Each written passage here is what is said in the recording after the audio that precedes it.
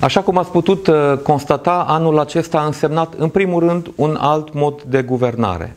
Mult mai transparent, mai deschis, orientat spre interesul cetățeanului. Și rezultatele s-au văzut.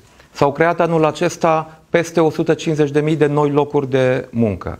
Avem pe primele 9 luni o creștere economică de aproape 5%, prima în Uniunea Europeană. Am deblocat activitatea pe aproape toate șantierele de construcții de autostrăzi. În momentul de față se lucrează pe șantiere însumând peste 160 de kilometri de autostradă. Am deselenit lucrurile în educație, în sănătate și în agricultură. Anul acesta au însemnat și măsuri prin care să reducem abandonul școlar, prin care să creăm facilități pentru cei fără de locuri de muncă și care doresc să muncească, să se poată deplasa și instala acolo unde sunt locuri de muncă.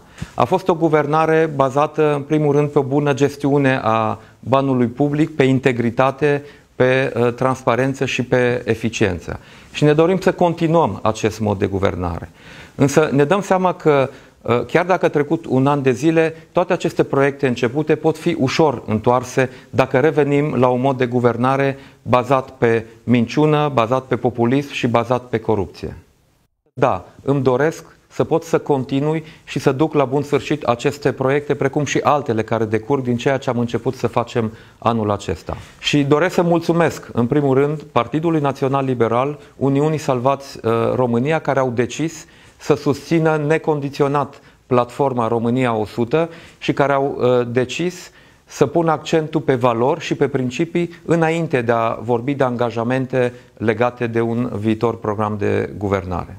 Pentru ca aceste proiecte începute în acest an să poată continua, este nevoie să fim în măsură să creăm o majoritate parlamentară în jurul celor două partide după alegerile din 11 decembrie, în jurul Partidului Național Liberal și a Uniunii Salvați România.